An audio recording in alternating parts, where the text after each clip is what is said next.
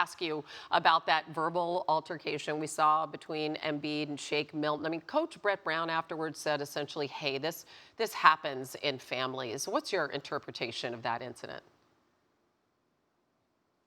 Yeah, well, Hannah, I was, in the league for 10 years, and we had different locker rooms for 10 years. And you're right. You see this kind of thing quite often, whether it's in a game, which is not the most optimal if you're the team. The optics of that aren't great.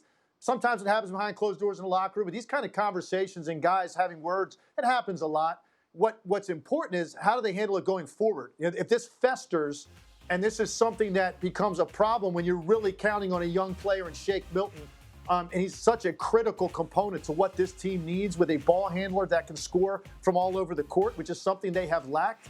You have to make sure he maintains his confidence. Now, you look at that sequence of events, and there's obviously a breakdown defensively, followed by Joel Embiid yelling at Shake Milton, which then forced him to get distracted and get his pocket picked by T.J. McConnell, and they give up a three after that. Now, they had words there. If they can just keep it there and they have a good, healthy conversation today moving forward, you can put this behind you and you can actually grow from it and get better from it. That's the key. Shake Milton's confidence is a must for this team because I think he provides something critical that they lack throughout their roster. I mean, really, who is a point guard on this team? I mean, that's another subject. But entering the resumption of this season, there was some hope by some legs, frankly, that the Pelicans would go ahead and take that 8th seed just so we could see more Zion. He's captured so many people's imaginations, but here they've dropped their first couple of games. He hasn't played more than 15 minutes.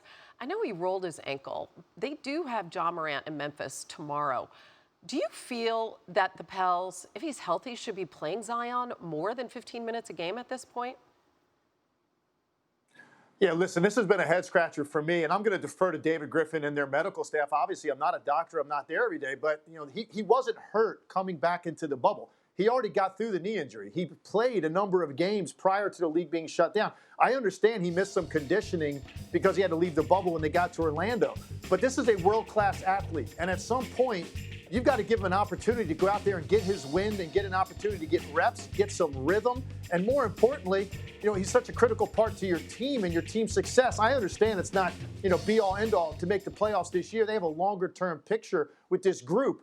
But for me, you can't protect world-class athletes from getting hurt. At some point, he's done the rehab. Let the guy loose. Let him get an opportunity to play. I thought they looked demoralized yesterday from the beginning. I don't know if his lack of playing time is playing into that. All I know is they've got one opportunity to make this interesting. They have to win their next game, or they might as well go home because it's going to be over for the Pelicans. Right. That was a rough one, but they do have a pretty easy schedule down the stretch, so there is some opportunity there. All right, let's talk about Toronto really quickly before I let you go, because conventional wisdom might have said, they lose Kawhi to the Clippers, the defending champs. They're just going to be one and done with that title, but they have the presumptive coach of the year in Nick Nurse. They have that championship experience. What did last night's game tell you about both teams, the defending champs and the team that's favored to win it all, the Lakers? Yeah, if anybody thinks the Raptors have no shot at repeating, you just haven't been paying attention. This team is tough. They're confident. They've got swagger now. And then also, they've got some additions now to their team, and starting with OG Anunoby. This is a guy I think is critical to their success, and he wasn't a big part of their championship run last year because of injuries. But what he does defensively as maybe their best perimeter defender, and then more importantly, his ability to knock down corner threes. And I'll give you an example right here. This is one thing I love about the Raptors. Their unselfishness. Fred VanVleet does a great job, understands LeBron's going to pinch off that corner to try to get him at the rim, makes the perfect pass. And this is the shot that Anunoby needs to be able to knock down at a high rate. He's starting to do that. He's played great against the Lakers offensively. And then also Pascal Siakam's emergence as a go-to ball handler and a guy you can run ball screen offense with now as a big-time individual scorer. I just think they've got more talent than they're given credit for, but most importantly, they've got a toughness about them. And obviously, you mentioned it, incredibly well coached. It would not shock me to see the Toronto Raptors back in the NBA Finals. I think they are absolutely in the mix to win a championship with those teams from LA and Milwaukee as well. Boy, wouldn't that be crazy if they end up playing the Clippers and Kawhi? That would be something else. But you love the initiative to be the very first team there a week ahead of everybody in Florida. Really cool stuff. Always cool talking hoops with you, Legs. Thanks.